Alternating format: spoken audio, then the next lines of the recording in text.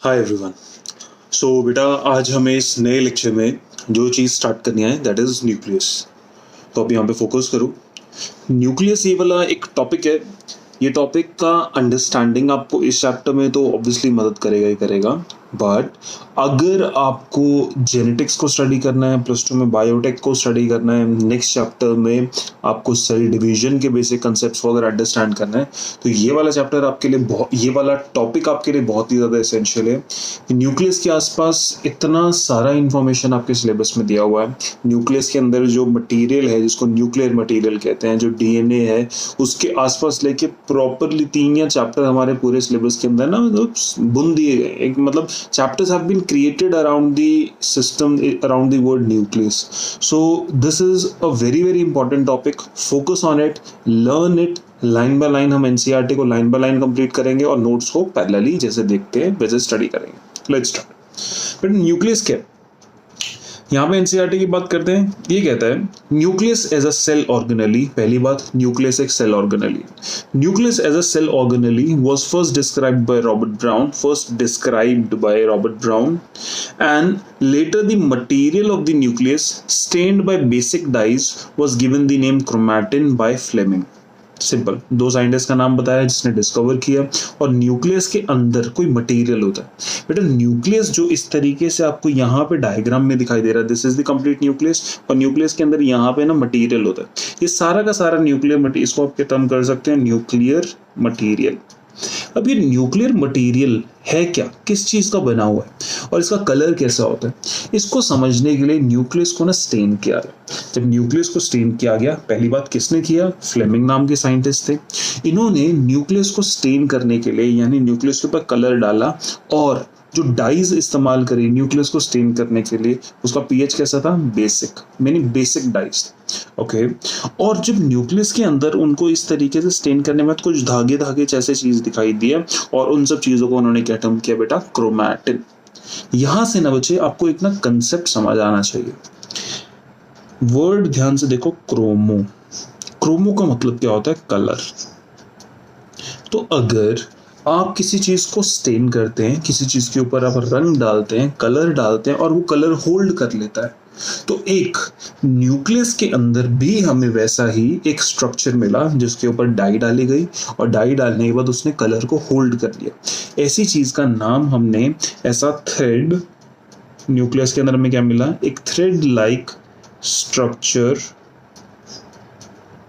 विच got stained. और ऐसे thread like structure को नाम क्या दिया गया? क्रोमैटिन। ये बहुत ही इंपॉर्टेंट है।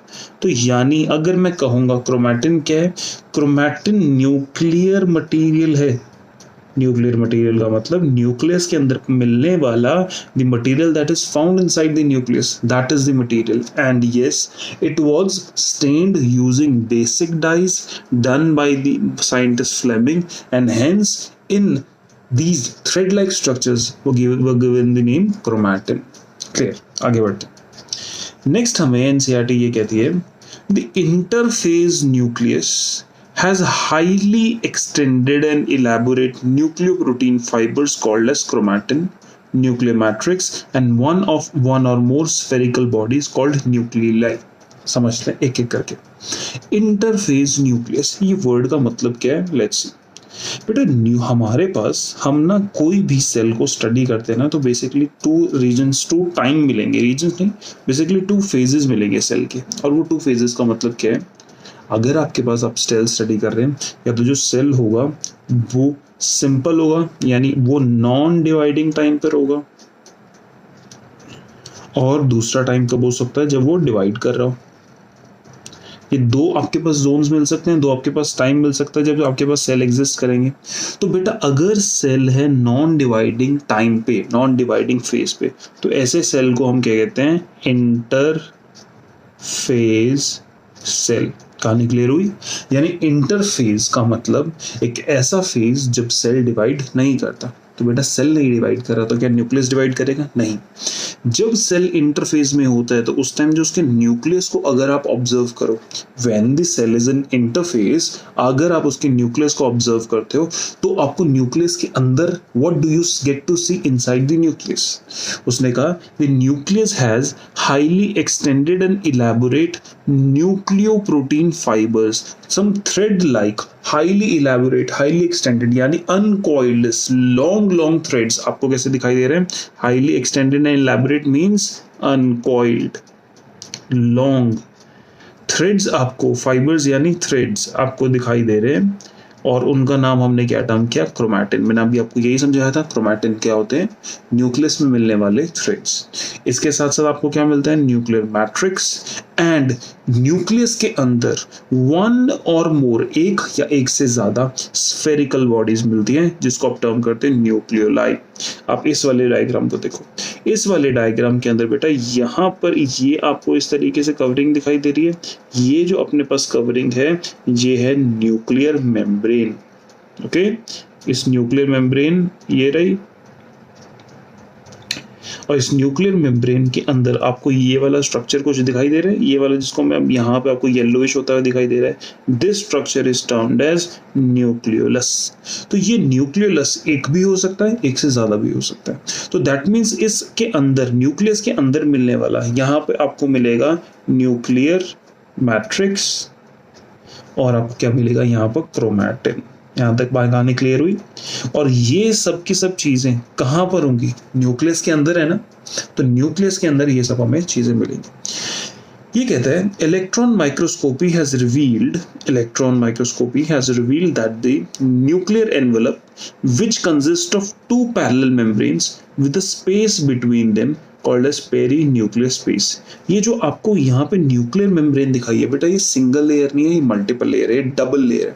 ये दो लेयर्स हैं, एक बाहर एक अंदर, जैसे हमने माइटोकॉन्ड्रिया में ऑब्जर्व किया, प्लास्टिड्स में, उसी तरीके से न्यूक्लियस में भी आपके पास बाहर और एक अंदर दो मेम्ब्रेन्स है। इन दोनों मेम्ब्रेन के बीच में स्पेस है, और अकॉर्डिंग टू एनसीईआरटी उस स्पेस को हम क्या बोलते हैं? Perinuclear space. इतना क्लियर हुआ? ओके।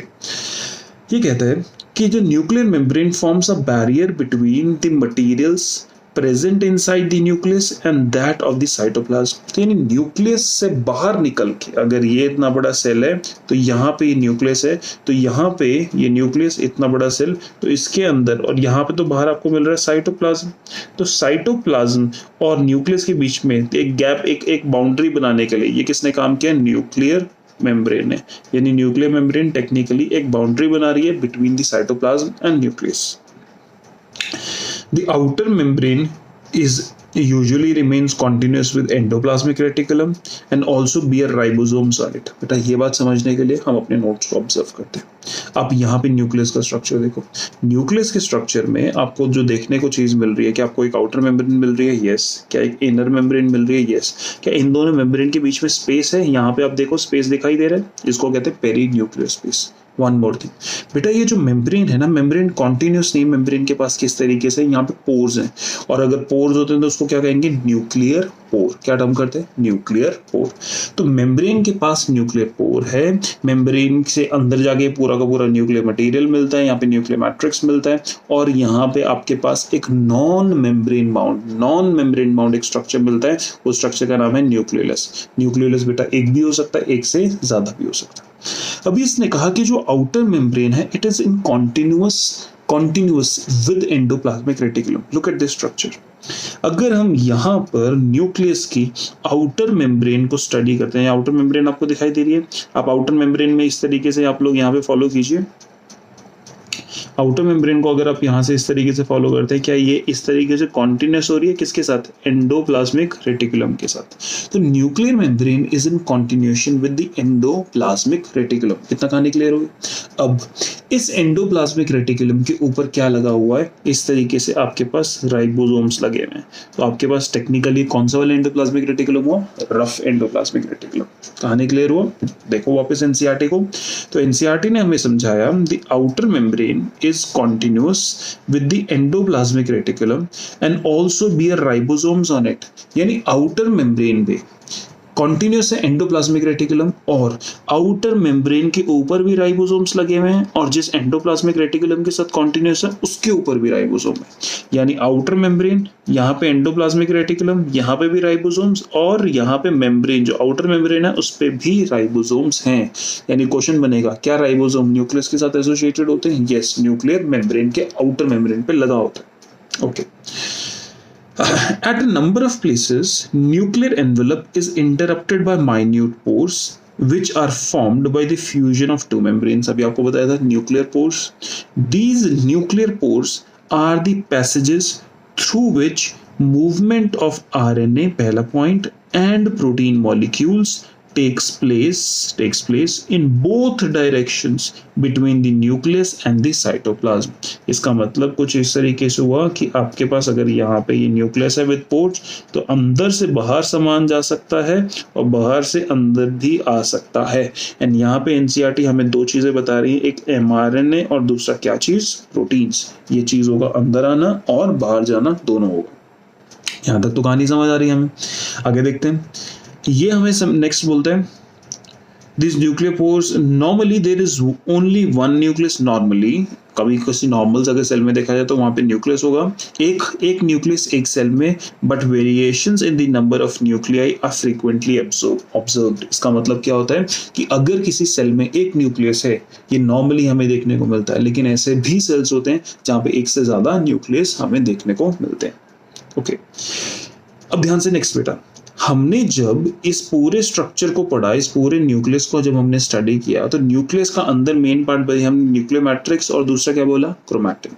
तो यहाँ पे एनसीईआरटी बोलता है द न्यूक्लियर मैट्रिक्स और न्यूक्लियोप्लाज्म, यानी न्यूक्लियोप्लाज्म ही न्यूक्लियर मैट्रिक्स है। पहली चीज, आप अगर सेल से बाहर, अगर सेल के अंदर यहाँ पे इस तरीके से देख, न्यूक्लियस के बाहर बेटा ये रीजन देखते हैं, ये क्या होता है अपने को? साइटोप्लाज्म देखने को मिलता है। उसी तरीके से न्यूक्लियस के अंदर भी एक लिक्विड रीजन है, इसको हम क्या टर्म करते हैं? न्यूक्लियोप्लाज्म। जैसे साइटोप्लाज्म सेल के लिए है, वैसे न्यूक्लियस के लिए क्या है? न्यूक्लियोप्लाज्म। द न्यूक्लियर मैट्रिक्स और nucleoplasm contains the nucleus, yes, and the chromatid। ये तो हमें चीज मालूम है। यानी न्यूक्लियोप्लाज्म समझ लीजिए कि न्यूक्लियस एक बहुत बड़ा एक स्फेरिकल बॉल है, उसके अंदर एक जेल लाइक मटेरियल इस तरीके से कंप्लीट पड़ा है। तो उस जेल लाइक मटेरियल में एक तरफ आपको एक डार्कली एरिया, एक डार्क सा एरिया, एक डेंस सा एरिया दिखाई देगा, जिसको आप टर्म करेंगे क्या? न्यूक्लियस। और उसी जेल के अंदर इस तरीके से बहुत सारे फाइबर्स अरेंज दिखाई देंगे। उस फाइबर्स को हम क्या टर्म करेंगे? जैसे समझ लीजिए बेटा ये न्यूक्लियस है, न्यूक्लियस के अंदर आपको एक डार्क सा रीजन आपको दिखाई देगा, ये डार्क सा आपको रीजन इस तरीके से दिखाई दे रहा है, ये डार्क रीजन क्या हुआ? न्यूक्लियस। इसके साथ साथ यहाँ पे आपको बहुत सारे इस तरीके से फाइबर्स लगे हुए इस तरीके से दिखाई दे रहे हैं। This is the general understandable structure of nucleus. Understood? Okay, ये टर्म हमें किया। द न्यूक्लियर मैट्रिक्स और nucleoplasm contains nucleolus and chromatin. Clear? The nucleolus की बात हो रही है, न्यूक्लियोलाई प्लूरल में वर्ड होता है। The nucleoli are spherical structures present in the nucleoplasm. Okay, the content of nucleolus is continuous with the rest of the nucleoplasm, as it is not a membrane bound organelle, यानी membrane bound structure। अगर आप nucleolus को study करते हैं तो nucleolus के आसपास कोई भी मेम्ब्रेन नहीं है, इसलिए न्यूक्लियोलस और न्यूक्लियोप्लाज्म कॉन्टिन्यूएशन में होता है।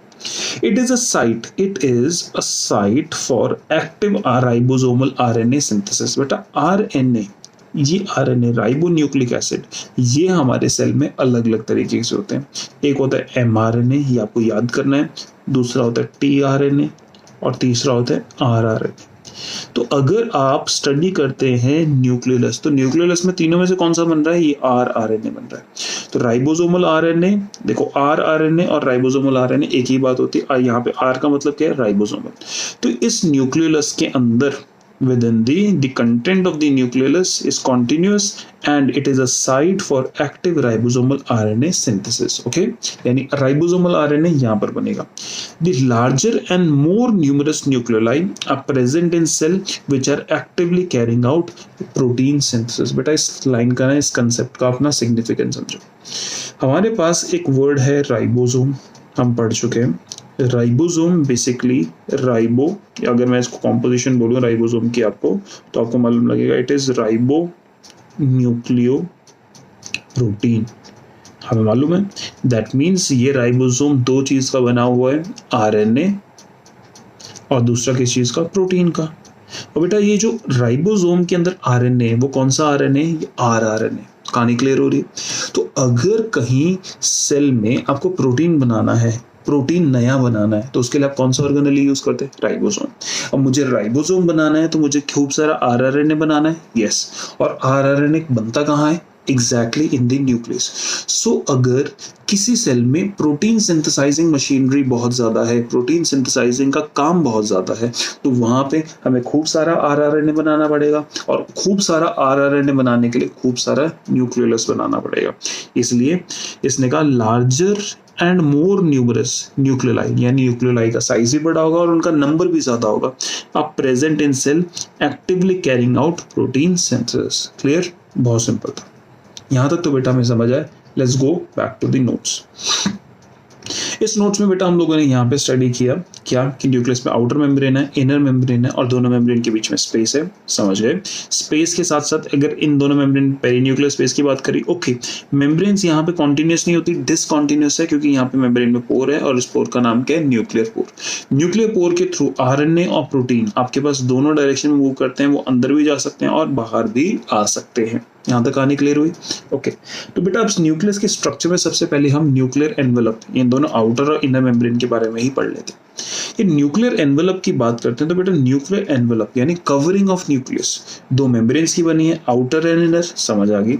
उसके साथ साथ ये बना है न्यूक्लियर लमाइना, और इसी एनवेलप के अंदर आपको न्यूक्लियर पोर्स भी तो मिलते हैं, तो उनको हम न्यूक्लियर पोर कॉम्प्लेक्स बोल दिया करते हैं। यानी आउटर जो एनवेलप कवरिंग ऑफ न्यूक्लियोलस है उसके पास दो मेम्ब्रेन्स, इनर एंड आउटर। कहानी क्लियर हुई। ओके, उन दोनों मेम्ब्रेन्स के फ्यूजन की वजह से आपको कुछ पोर्स मिले तो उसको न्यूक्लियर पोर, और खूब सारे न्यूक्लियर पोर को हम मिला के कहते हैं न्यूक्लियर पोर कॉम्प्लेक्स। और यहाँ पे एक एसोसिएटेड वर्ड है nuclear lamina. Let's study nuclear lamina exactly क्या होता है। कहते हैं nuclear lamina is composed of protein lamins, कुछ लैमिन प्रोटीन्स होते हैं उससे बना हुआ nuclear lamina, and it is the lamins are related to intermediate filaments of cytoskeleton. बेटा हम साइटोस्केलेटन स्टडी कर चुके हैं। साइटोस्केलेटन में हमने तीन चीजें पढ़ी थी, माइक्रोफिलामेंट्स, इंटरमीडिएट फिलामेंट्स। अब जब हम इंटरमीडिएट फिलामेंट्स की बात करते हैं तो वो लैमिन्स के साथ एसोसिएटेड होते हैं, यानी इंटरमीडिएट फिलामेंट्स लैमिन्स के भी बने होंगे, और यही लैमिन्स न्यूक्लियर एनवेलप का एक स्ट्रक्चरल पार्ट बनाएंगे, और स्ट्रक्चरल पार्ट को हम क्या टर्म करेंगे, न्यूक्लियर लमाइना। ओके, यहां तक तो हमें न्यूक्लियर एनवेलप समझ आए। नेक्स्ट हम स्टडी करते हैं न्यूक्लियोलस। अब न्यूक्लियोलस जो चीज है बेटा, वो न्यूक्लियोलस का काम क्या है। हमने एनसीईआरटी ने जस्ट बताया कि न्यूक्लियोलस में आरआरएनए बनेगा, तो पहले हम पढ़ते हैं कि है क्या। The nucleolus is a non-membrane bound structure. Yes, it is site for active यानी actively rRNA synthesis हो रही है. Therefore यहाँ पे राइबोसोम synthesis के लिए responsibility आती है. इतनी कहानी क्लियर हुआ? Okay. ये वाला रीजन बेटा हम थोड़ी देर में पढ़ेंगे। कहानी क्लियर? हमने एक और चीज एनसीईआरटी में लास्ट में पढ़ी। यूजुअली क्या होता है, अगर आप स्टडी करते हैं किसी भी सेल को तो नॉर्मली सेल के अंदर आपको एक न्यूक्लियस मिलता है, लेकिन कंडीशंस ऐसी भी हो सकती है कि न्यूक्लियस एक से ज्यादा मिले। तो ऐसी मल्टी न्यूक्लिएट कंडीशन किसी सेल की आपके लिए दो वर्ड्स क्या क्या यूज करती है, यानी in order to explain multinucleate condition what are the two different words that you use, one is syncytium and one is coenocytic. Syncytium हमें बताता है कि अगर एक सेल था, दो सेल था, दोनों सेल फ्यूज कर गए, उनका साइटोप्लाज्म प्लाज्मा मेम्ब्रेन फ्यूज कर चुका है, बट न्यूक्लियस ने फ्यूज नहीं किया। तो जब दो सेल्स इस तरीके से फ्यूज किए तो दो सेल्स के पास दो न्यूक्लियस थे। अब सेल तो फ्यूज कर गए, साइटोप्लाज्म तो फ्यूज कर गया, लेकिन न्यूक्लियस नहीं फ्यूज किया। तो अब रिजल्टिंग सेल के अंदर, रिजल्टिंग स्ट्रक्चर के अंदर आपके पास दो न्यूक्लियस होंगे। तो अगर आपके पास एक या एक से ज्यादा न्यूक्लियस हैं किसी एक सेल के अंदर, क्यों? क्योंकि जो आपके पास दूसरे वाले सेल से उन्होंने आपस में फ्यूज कर लिया, तो ऐसी चीज को हम टर्म करते हैं बेटा सिंसिशियम। क्या टर्म करते हैं? सिंसिशियम। नेक्स्ट वर्ड होता है मल्टी न्यूक्लिएट कंडीशन को समझाने के लिए सिनोसिटिक। अगर सेल डिवाइड कर रहा है तो बेटा सेल डिवाइड करने से पहले ना न्यूक्लियस दो हिस्सों में बढ़ जाता है। तो आप सोचो कि सेल ने डिवाइड करने की सोची और अंदर से पहले अपने न्यूक्लियस को डिवाइड कर लिया। कैसे? ये सेल इस तरीके से मेरे पास पड़ा था और उसमें एक न्यूक्लियस था। अब सेल ने कहा कि पहले मैं क्या काम करूंगा, अपने इस तरीके से न्यूक्लियस को डिवाइड करने की कोशिश करूंगा। तो सेल क्या करेगा, अब सेल के पास 2 न्यूक्लियस हो गए।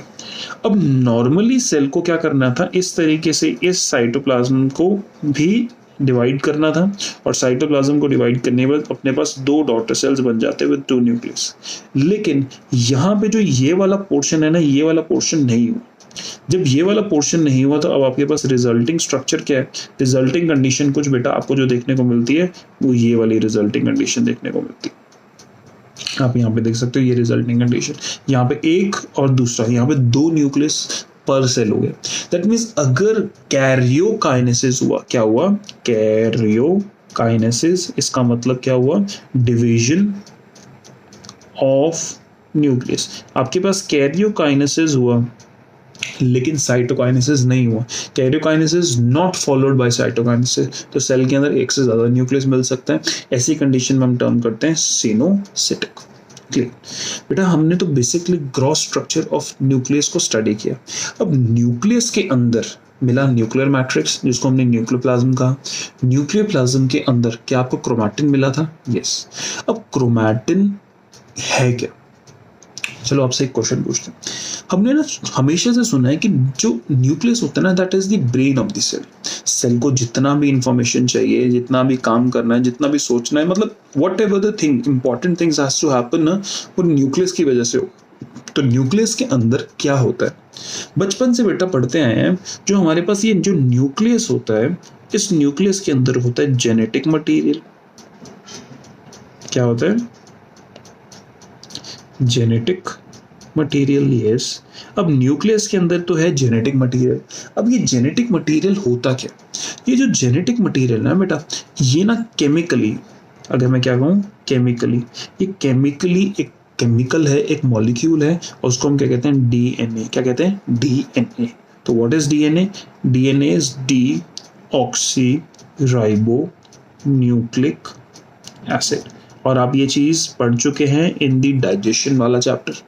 मैं आपको समझा रहा हूँ कि जो ये न्यूक्लियस है, न्यूक्लियस के अंदर हमें स्टडी हमेशा से करने को क्या मिलता है? Genetic material. अब ये जो जेनेटिक मटेरियल है उसका केमिकल नेचर अगर आप ऑब्जर्व करें तो आपको क्या मिलेगा? DNA, deoxyribo nucleic acid. कहानी क्लियर हुई? अब डीएनए बेटा है कैसा? अगर डीएनए का हम फोटो देखते हैं ना, तो डीएनए कुछ इस तरीके से अपने को देखने को दिखाई देता है, इस तरीके से। समझ आ रहा है? तो डीएनए हमें इस तरीके से देखने को मिला। तो ये तो डीएनए एक न्यूक्लियस के अंदर है। अब डीएनए और क्रोमैटिन में क्या कोई रिलेशनशिप है? यस बच्चे, जब हम एक न्यूक्लियस को स्टडी करते हैं, फॉर एग्जांपल ये मैं स्ट्रक्चर किसका बना रहा हूँ? न्यूक्लियस का।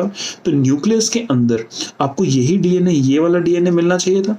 तो अब ये डीएनए ना इतना ज्यादा क्लोज जाके तो नहीं देख पाऊंगा मैं माइक्रोस्कोप से, तो मैं दूर से इस डीएनए को देखूंगा ना, तो इस डीएनए के मुझे कुछ फ्रेगमेंट्स दिखाई देंगे। मतलब ये डीएनए मुझे इस तरीके से एक धागों की तरह पड़ा हुआ दिखाई देगा। कहानी समझ पा रहे हैं आप लोग? यानी ये जो डीएनए है न्यूक्लियस के अंदर तो मिलेगा, यस, लेकिन ये किस रूप में मुझे, किस फॉर्म के अंदर, how exactly does it appear to me under the microscope? I can see this DNA as threads. Do we understand this thing?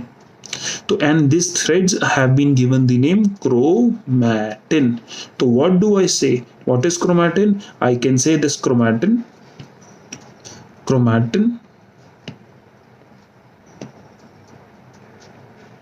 is thread of DNA. यहाँ तक कहानी क्लियर हुई?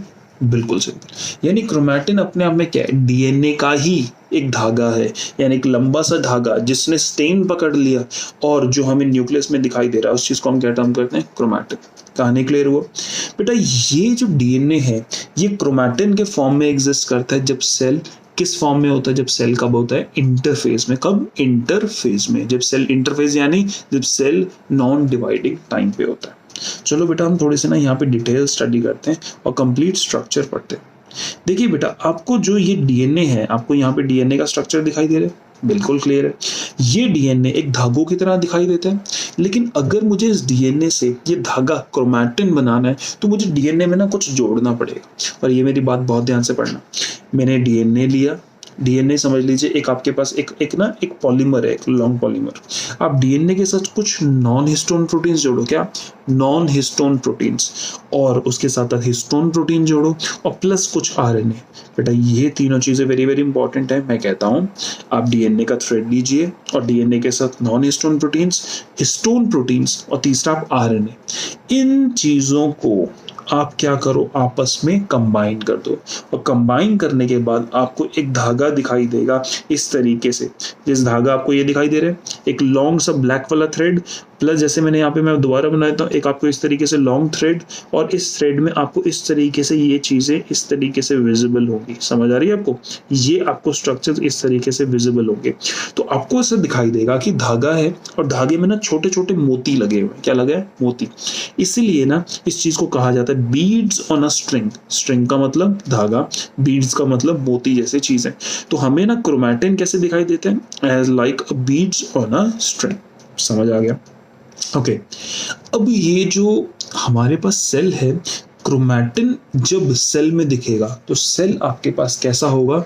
उस वक्त सेल बेटा नॉन डिवाइडिंग फेज में। कब है? कैसा है? Non dividing phase. और ऐसे फेज को हम क्या टर्म करते हैं? ड्यूरिंग, क्या बोलेंगे? इंटरफेज। ओके ये हमें क्रोमैटिन कब दिखाई देता है? Visible during interface. क्लियर?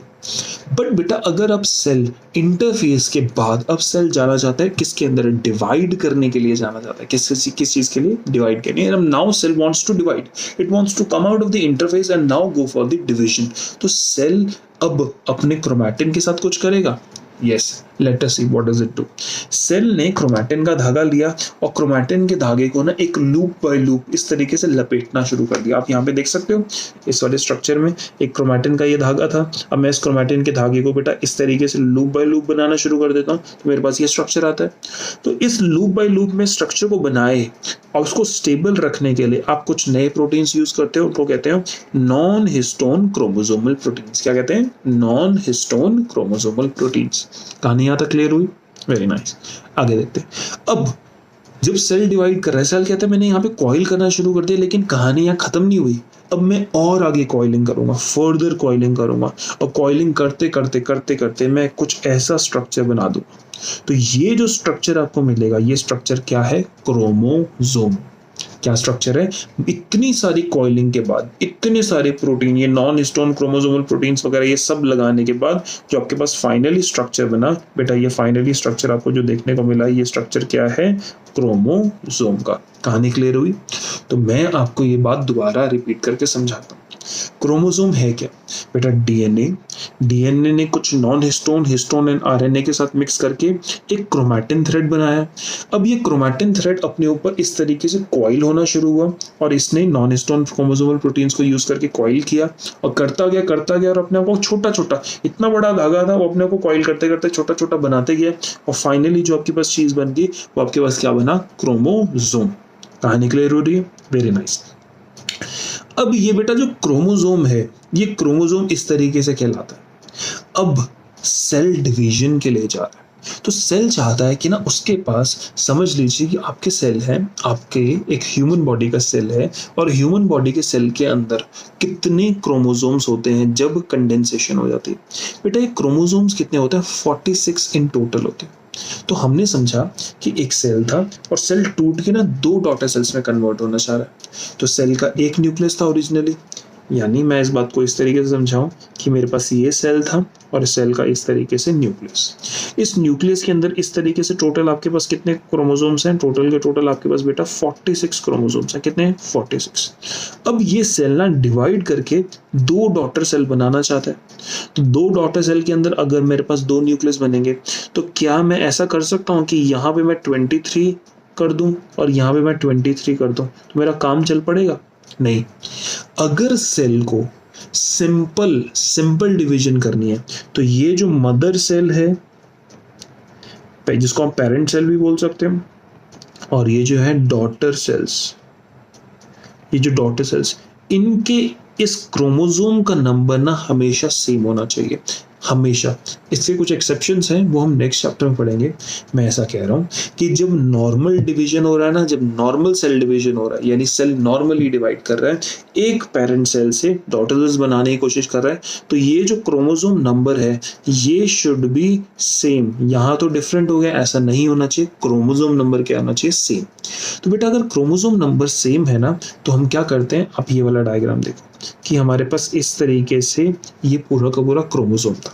अब ये सेल कहता है कि भैया मैंने क्रोमैटिन को लिया था, क्रोमैटिन से मैंने इस तरीके से क्रोमैटिन को कंडेंस करके कॉइल करके जो स्ट्रक्चर बना दिया क्रोमोसोम।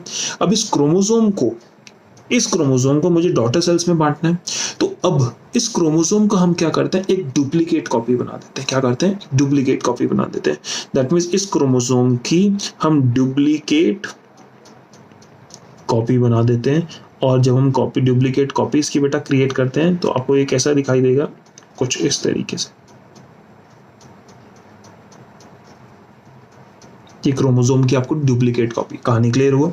ये जब डुप्लीकेट कॉपी हुई तब अब आप इसको डिवाइड करना चाहते हो डॉटर सेल्स में, तो बहुत आसानी से कर सकते हो। इस कॉपी में दो हिस्से हैं, दो हिस्सों को एक दूसरे से अलग अलग कर दो, यानी एक डॉटर सेल को ये मिल गया, दूसरी डॉटर सेल्स को ये मिल गया।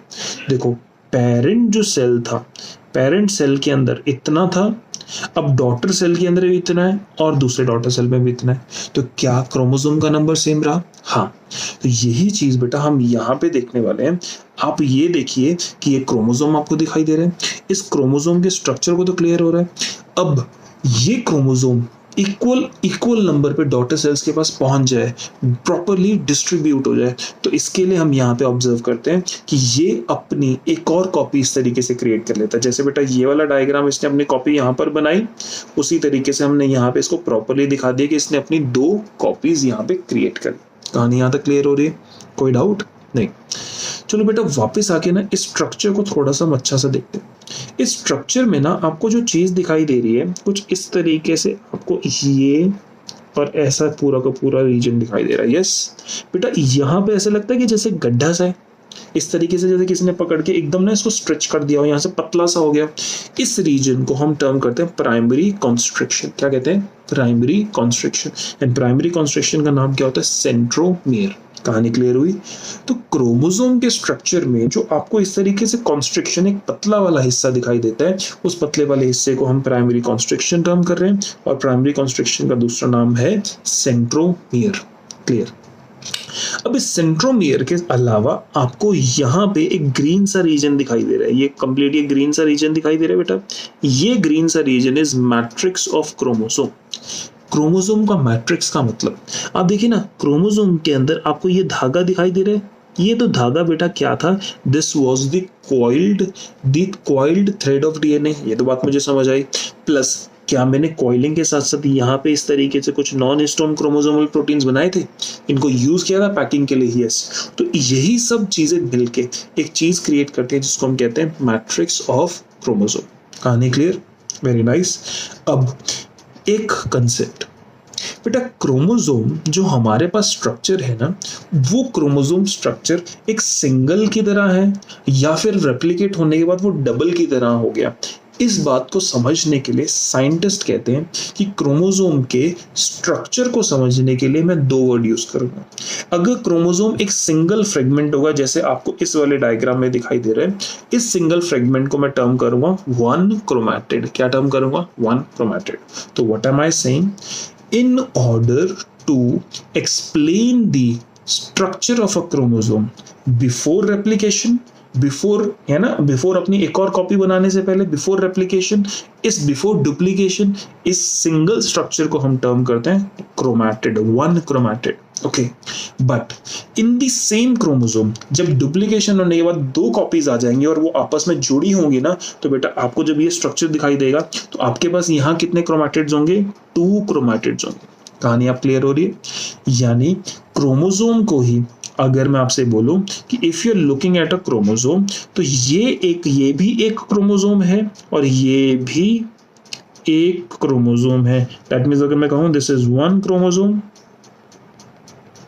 and this is also one chromosome, but क्योंकि इसके स्ट्रक्चर के अंदर सिर्फ एक कॉपी है, तो मैं इसको कहूंगा वन क्रोमैटिड और इसको कहूंगा टू क्रोमैटिड।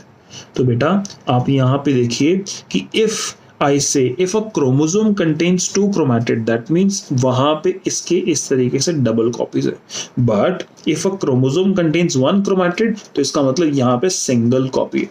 कहानी क्लियर हुआ? तो यानी क्रोमैटिड हमें क्या कहता है? Chromatid is nothing but it only explains the structure of the chromosome. Chromatid can be one और chromatid can be more than one. तो if the chromatid is one, simple one chromosome, अगर chromatid दो हो तो बेटा chromosome तो one ही कहला रहा है। लेकिन हमें ये समझना है कि जब क्रोमोसोम ने यहां से यहां जाते हुए डुप्लीकेट किया, क्या किया? डुप्लीकेट किया। बेटा डुप्लीकेट के लिए दूसरा वर्ड यूज कर सकते हो आप, रेप्लीकेट। तो यहां पे आपके पास वन क्रोमैटिड की जगह कितने क्रोमैटिड्स हो गए? टू। कहानी क्लियर हुई? This is the understanding of a structure of a chromosome. अच्छा आपसे मैं क्वेश्चन पूछता हूँ, बेटा ये वाला रीजन जहां पे आपको एक पतला सा रीजन दिखाई देता है, इसको क्या कहते हैं? इसको कहते हैं प्राइमरी कॉन्स्ट्रिक्शन। क्या कहते हैं? Primary constriction. और प्राइमरी कॉन्स्ट्रिक्शन के लिए नाम क्या जाते हैं, क्या दिया जाता है? सेंट्रोमियर। कहानी क्लियर हुई? यस। हम यहाँ पे वापस आके अपने स्ट्रक्चर में देखते हैं। क्या अपने को सेंट्रोमियर वर्ड क्लियर है? Yes. Primary constriction word clear है? यस। हमें मैट्रिक्स ऑफ क्रोमोसोम क्लियर है? यस। ये मैट्रिक्स किसने बनाया? ये बहुत सारे प्रोटीन्स ने बनाया जिसने क्रोमैटिन को अलाउ किया फर्दर कॉइलिंग के लिए। आप यहाँ पे ये पूरा का पूरा जो स्ट्रक्चर देख रहे हो, ये कितने क्रोमैटिड्स हैं? One chromatid. कितने क्रोमैटिड है? वन। और जब रेप्लिकेशन हो गई, एक फेज आता है एस फेज, बाद में पढ़ेंगे, जब रेप्लिकेशन यानी डुप्लीकेशन हो गई तो आपके पास यहाँ कितने क्रोमैटिड्स हैं? दो क्रोमैटिड है। ओके। जब बेटा दो क्रोमैटिड इस तरीके से एसोसिएटेड होते हैं ना, कि चिपके होते हैं बीच में, यहाँ पे सेंट्रोमियर वाली एरिया से चिपके होते हैं, इन दोनों क्रोमैटिड्स को हम बोलते हैं सिस्टर क्रोमैटिड्स। क्या कहते हैं? Sister chromatids. इतना कहानी क्लियर? तो सिस्टर क्रोमैटिड्स बेटा दो chromatids of a same chromosome is called as sister chromatids. Stop. अब हम एक और नया कंसेप्ट देखते हैं, और वो कंसेप्ट क्या है? उस कंसेप्ट को हम कहते हैं आर्म। एक क्रोमैटिड जब देखा तो बेटा उसके सेंट्रोमियर से एक ऊपर वाला हिस्सा और सेंट्रोमियर से एक नीचे वाला हिस्सा। तो सेंट्रोमियर से जो ऊपर वाला हिस्सा है, चाहे ये नीचे वाला, यानी two regions which is formed by the centromere, these regions are termed as arm. कहानी क्लियर? बेटा एक क्रोमैटिड है तो आपको सिंपल समझ आ रहा है, क्योंकि सेंट्रोमियर बेस में, तो आपके पास यहाँ पे एक आर्म मिली और नीचे कितनी मिलेगी? एक और आर्म। तो अब इस chromosome containing one chromatid, how many arms should be present? कितनी होनी चाहिए? Two arms. एक ऊपर वाली आर्म और एक नीचे वाली। बट अगर क्रोमोसोम पे दो क्रोमैटिड्स हैं, एक क्रोमैटिड पूरा का पूरा और एक यहाँ पे पूरा का पूरा क्रोमैटिड, तो उसके पास कितनी आर्म्स है बेटा? 1 2 3 4। तो टोटल आपके पास कितनी आर्म्स मिली? 4 आर्म्स। तो यहां तक आई बिलीव आपको क्रोमोसोम का स्ट्रक्चर तो बहुत अच्छे से क्लियर हो। अब आपको एक और बात समझनी, क्रोमोसोम पे बेटा अगर मैं जूम इन करके आपको दिखाऊं तो आप सेंट्रोमियर वाले एरिया को ये वाला बोल सकते हैं कि ये वाला जो एरिया था सेंट्रोमियर वाला है। अब सेंट्रोमियर वाले एरिया पे आपको ना कुछ हुक लाइक चीजें दिखाई देती हैं। क्या? एक प्रोटीन के बने हुए हुक्स दिखाई देते हैं। ये आपको जैसे मेरे हाथों में देखो इस तरीके से हुक्स दिख रहे हैं, तो यहाँ पे सेंट्रोमियर वाले एरिया में प्रोटीन के बने हुए हुक लाइक चीजें दिखाई देते हैं। और बेटा इन हुक्स को हम क्या टर्म करते हैं? काइनेटोकोर। क्या कहेंगे? काइनेटोकोर।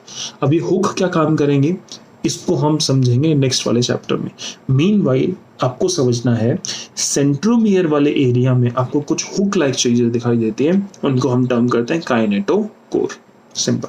तो लेट्स मूव फॉरवर्ड। अब यहाँ पे बेटा आप यहाँ देखो डीएनए का स्ट्रक्चर। अब डीएनए के स्ट्रक्चर ने डीएनए ने अपने आप को क्या किया? एक हिस्टोन प्रोटीन्स, हिस्टोन के आसपास इस तरीके से कॉइल किया। तो आपको यहाँ पे देखो एक बीड्स ऑन स्ट्रिंग दिखाई दे रहा है, ये अपने पास है क्रोमैटिन। अब क्रोमैटिन ने बेटा कंडेंस होना शुरू किया और कंडेंस हो के आपके पास फाइनली क्या बना दिया? क्रोमोसोम। सिंपल। हम इस चीज को देख सकते हैं दोबारा। आपके पास बेटा ये डीएनए था, इस डीएनए ने देखो बेटा डीएनए क्या एक प्रोटीन एक मॉलिक्यूल के आसपास इस तरीके से ऐसे उसने अपने आप को रोटेट कर लिया। यस।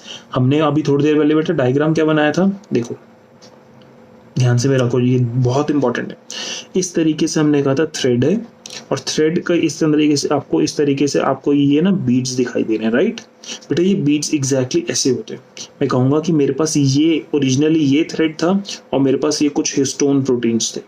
ठीक है, मेरे पास ओरिजिनली ये थ्रेड था और ये हिस्टोन प्रोटीन्स थे, और अब इन्होंने क्या करना शुरू कर दिया, इन दोनों की ज्वाइनिंग कर दो, तो कंडीशन क्या होगी, ये अपने हिस्टोन प्रोटीन्स और जो ये अपना थ्रेड है ना, ये थ्रेड इसके आसपास इस तरीके से कॉइल होकर लगना शुरू हो जाएगा। आपको समझ आ रही है? तो क्या आपने को यही वाला स्ट्रक्चर दिखाई देगा? यस। और इसी स्ट्रक्चर को हम टर्म करते हैं क्रोमैटिन। इतना तो कहानी समझ आई? बिल्कुल। अब आगे बढ़ते हैं बेटा।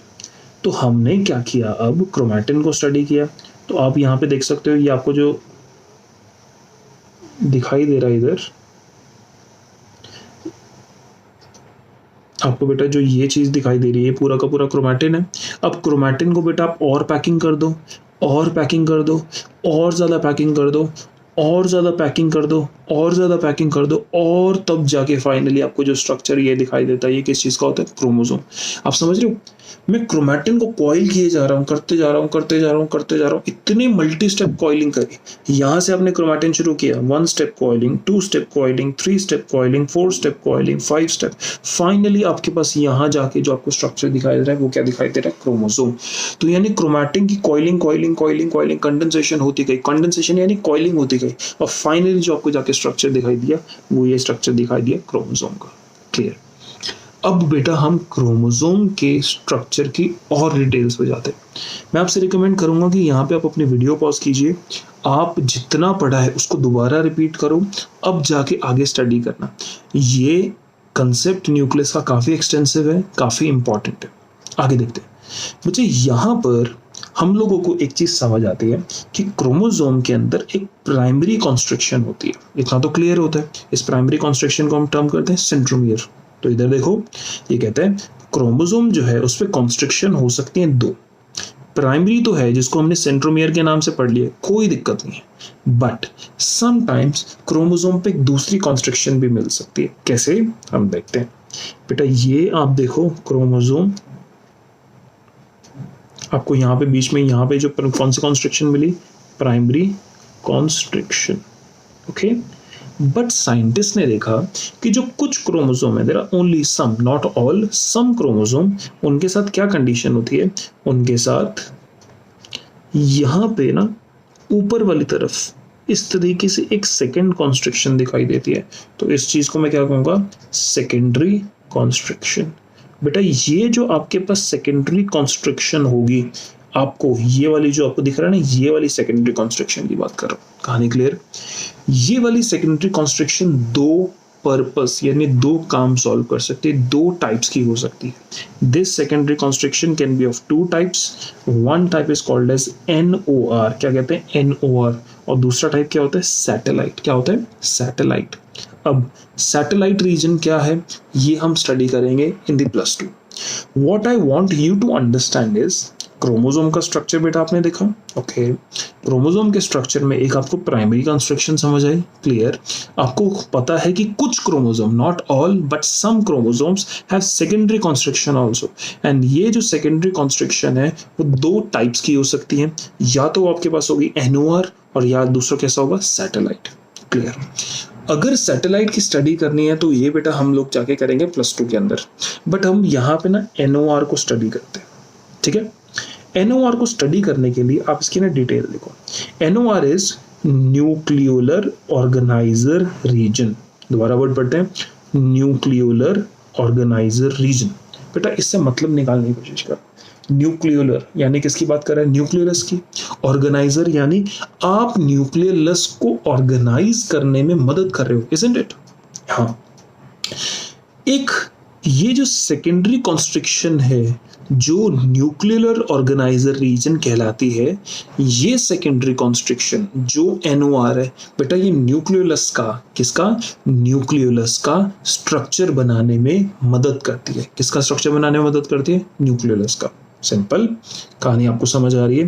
देखो, अगर आप सेकेंडरी कॉन्स्ट्रिक्शन देख रहे हो जिसको मैं NOR कहता हूं, ये NOR नाम की सेकेंडरी कॉन्स्ट्रिक्शन न्यूक्लियोलस का स्ट्रक्चर यानी न्यूक्लियस के अंदर जो न्यूक्लियोलस था उसको बनाने में मदद कर रही है। बेटा यहाँ पर क्रोमोसोम का पार्ट है तो बेसिकली डीएनए का पार्ट है। तो ये कहते हैं these regions contains genes that are responsible to make rRNA, that code मतलब which are responsible to make rRNA. आपको ये बात समझ आई? हम इन्हें एक डायग्राम से समझते हैं। बेटा अब देखो, ये अपने पास इस तरीके से बड़ा सा न्यूक्लियस है। मैंने आपको कहा कि न्यूक्लियस में ना एक रीजन होता है, ये इस तरीके से आपके पास एक नॉन मेम्ब्रेन सा आपके पास स्ट्रक्चर एक रीजन होगा, और ये रीजन क्या है? न्यूक्लियस। ओके, ये न्यूक्लियस ऐसा क्यों दिखता है? आप न्यूक्लियस को अगर स्टेन करेंगे ना बच्चे, आप न्यूक्लियस को स्टेन करने में पाएंगे कुछ पार्ट ऑफ न्यूक्लियस है जो ज्यादा डार्कली स्टेन होता है, जैसे हम एनसीईआरटी में इस वाले डायग्राम में दिखते हैं। आपको यहाँ पे थोड़ा ज्यादा, अगर मैं आज सब कुछ रब कर दूं,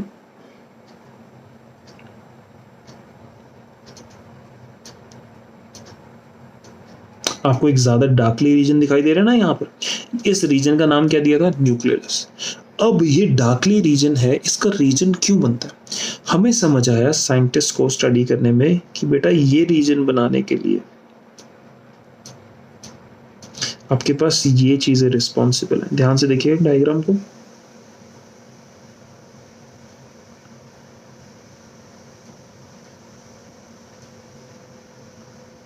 समझ आ रही है आपको बात क्या मैं बना रहा हूं यहाँ पे? ये तो बेटा एक प्राइमरी कंस्ट्रक्शन थी, ये कौन सी कंस्ट्रक्शन थी? सेकेंडरी। ये कौन सी कंस्ट्रक्शन है? सेकेंडरी। ये कौन सी कंस्ट्रक्शन है? सेकेंडरी। तो ये जो सारी सेकेंडरी कंस्ट्रक्शंस हैं, ये क्या बना रही है बेटा? NOR। ये देखो आप, ये सेकेंडरी कंस्ट्रक्शन NOR है, और इतने सारे, ये वाला NOR, ये वाला NOR, ये वाला NOR, ये वाला NOR, और बहुत सारे अलग अलग क्रोमोसोम्स के NOR मिलके पूरा का पूरा स्ट्रक्चर बना रहे हैं। और ये स्ट्रक्चर पूरा का पूरा किस तरीके से? ये स्ट्रक्चर हमारा बना न्यूक्लियस, न्यूक्लियोलस। आने क्लियर? यानी nucleolus is that region of the nucleus which is formed by the combination of multiple NOR। कहानी समझ आ रही है? Nucleolus is that region of the nucleolus which is formed by combination of multiple NOR regions of different chromosomes। Simple. अब nucleus के लिए NCERT ने हमें समझाया कि जो ये न्यूक्लियस नाम की चीज है, ये क्या करती है? बेटा न्यूक्लियस आपके लिए बना रही है किस चीज को? आरआरएनए को।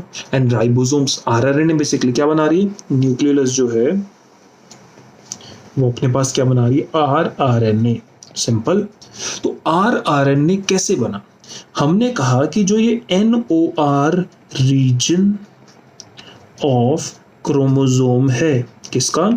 NOR रीजन जो क्रोमोसोम का है, chromosome, the NOR region of chromosome, उसका हैज DNA ऑब्वियसली, क्योंकि क्रोमैटिन का बना है, वो DNA का ही तो बना है, पूरा क्रोमोसोम DNA का ही तो बना है, तो उसके पास DNA। And this region of DNA has information, this region of DNA has information for making, क्या बनाने के लिए? RNA। तो आपको यहाँ से कंसेप्ट समझ आया? तो NOR वो रीजन है जो न्यूक्लियस बनाएगा, और अगर इस रीजन के बेटा मैं DNA को स्टडी करूँ तो इस रीजन के DNA के पास इंफॉर्मेशन होगी RNA बनाने के लिए। सिंपल। तो मुझे अब लगता है कि आपको यहाँ तक तो कहानी समझ आ गई। सेकेंडरी एंड प्राइमरी कंस्ट्रक्शन समझ आ गई। प्राइमरी कंस्ट्रक्शन तो सिंपल था, सेकेंडरी कंस्ट्रक्शन भी आपको समझ आ चुकी। Let's move forward. हम पढ़ते हैं एनसीईआरटी पे। चलो वापस जाते हैं एनसीईआरटी पे बेटा, वापस जाते हैं। हम यहाँ पे देखते हैं एनसीईआरटी किस चीज के बारे में डिस्कस कर रही है। NCERT says you may recall that interphase nucleus has a loose indistinct, बिना मतलब जो जिसको हम अलग अलग नहीं कर सकते, indistinct network of nucleoprotein fibres called as chromatin. बेटा यहाँ पे वर्ड थोड़ा ध्यान रखना, न्यूक्लियोप्रोटीन फाइबर्स। न्यूक्लियोप्रोटीन फाइबर्स को हमने क्रोमैटिन का।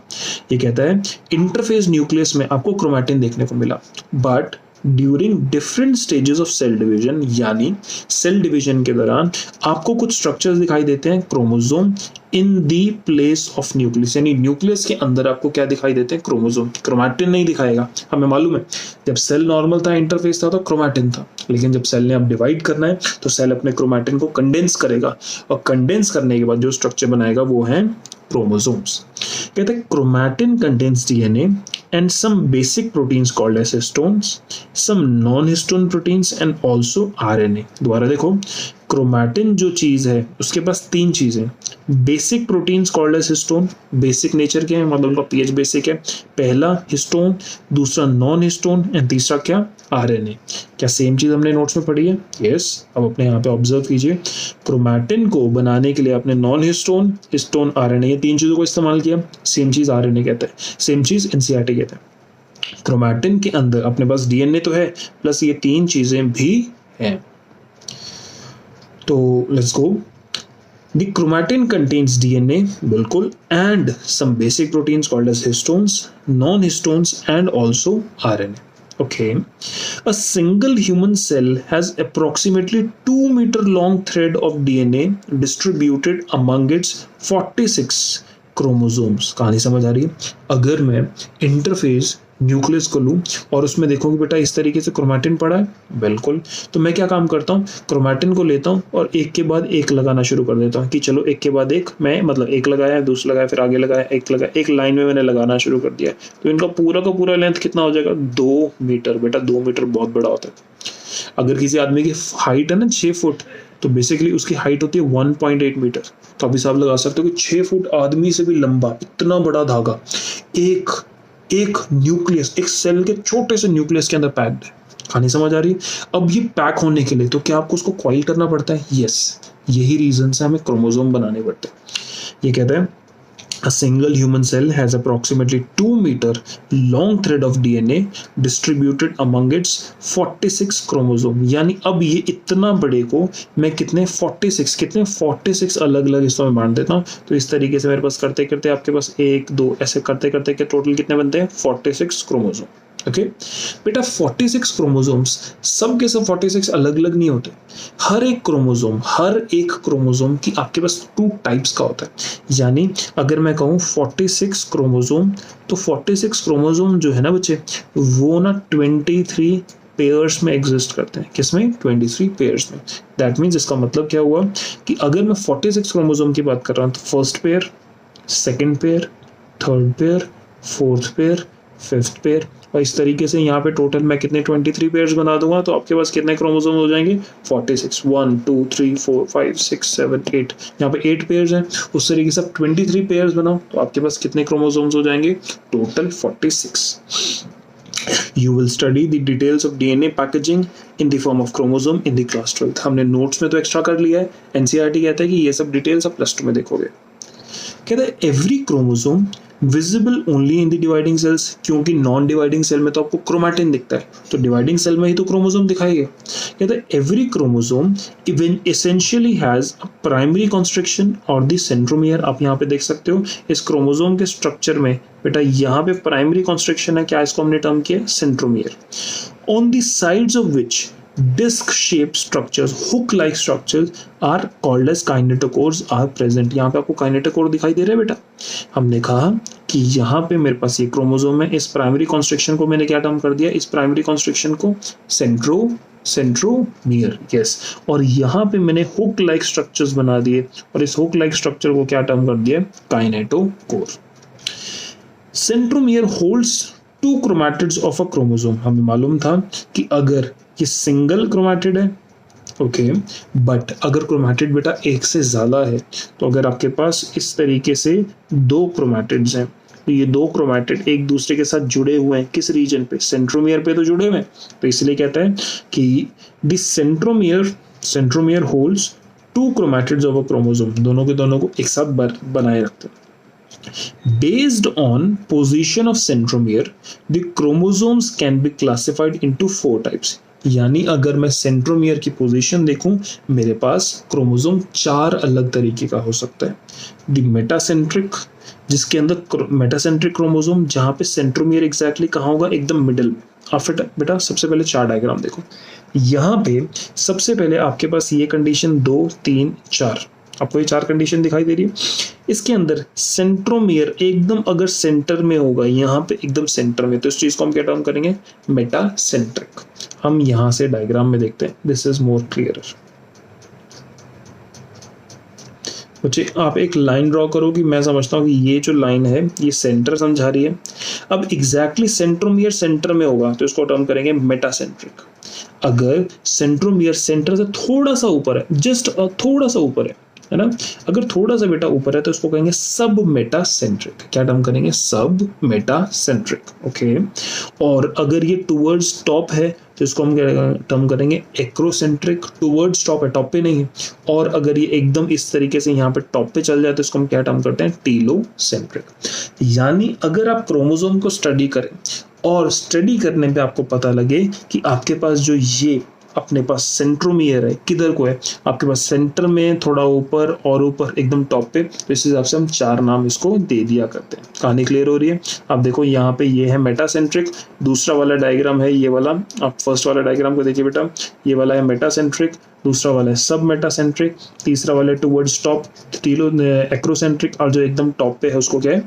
टीलोसेंट्रिक। बच्चे इनके लिए ना आपको ना ये वर्ड्स याद करने पड़ेंगे। जो मेटासेंट्रिक होता है उसको हम वी शेप बोलते हैं, सब मेटासेंट्रिक को आप एल शेप बोलते हो, एक्रोसेंट्रिक को जे शेप बोलते हो, और टीलोसेंट्रिक को आई शेप। ये 4 शेप अभी आप याद कर लो, जब हम नेक्स्ट वाला चैप्टर पढ़ेंगे तो उनके अंदर मैं आपको ये शेप्स का असली मीनिंग और असली रेलेवेंस समझाऊंगा कि इनको ये शेप क्यों कही जाती है। मीनवाइल अभी के लिए आपको समझ आया, सेंट्रोमियर की पोजीशन को समझते और देखते हुए हमें एक बात समझ आती है कि जो ये हमारा क्रोमोसोम होता है उसके पास सेंटर में होगा तो मेटासेंट्रिक, अगर सेंटर से थोड़ा सा ऊपर होगा तो सब मेटासेंट्रिक, और अगर और टुवर्ड्स एंड होगा तो उसको कहेंगे एक्रोसेंट्रिक, और एकदम अगर एंड पे होगा तो उसको हम क्या टर्म करेंगे? टीलोसेंट्रिक। कहानी यहाँ तक क्लियर हुई? This is the structure of the बेटा क्रोमोसोम। अब क्रोमोसोम का यहाँ तक आपको स्ट्रक्चर समझ आया है, आपको न्यूक्लियस का पूरा स्ट्रक्चर समझ आया है, आपको मल्टी न्यूक्लियेट कंडीशन समझा दी गई है। यहाँ तक कहानी डन। सो बेटा as we move forward we will keep on seeing the different details of the nucleus, the different topics regarding the nucleus. जैसे मैंने यहाँ पे टॉपिक्स जो है, ये टीलोमियर नाम का टॉपिक बेटा अभी तक आपको नहीं पढ़ा है, ये मैं आपको बाद में पढ़ाऊंगा जब हमें इसके रिलेटेड क्वेश्चन सॉल्व करेंगे। इसके अलावा आपको अभी क्रोमोसोम बाइंडिंग के बारे में कुछ नहीं बताया। जस्ट कीप देन, इनको अपने नोट्स में प्रॉपर बना के रखिए। इनके रिगार्डिंग जो डिटेल्स होंगी that will be eventually explain to you.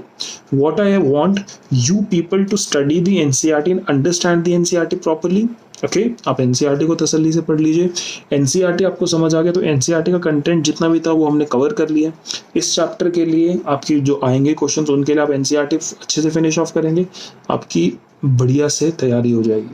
बेटा keep on working hard. I expect आपको इस पूरा का पूरा जितना भी समझाए लेक्चर समझ आए। तसल्ली से पढ़िए। If there are doubts we can take the doubts further on. Right, thank you so much. Study hard.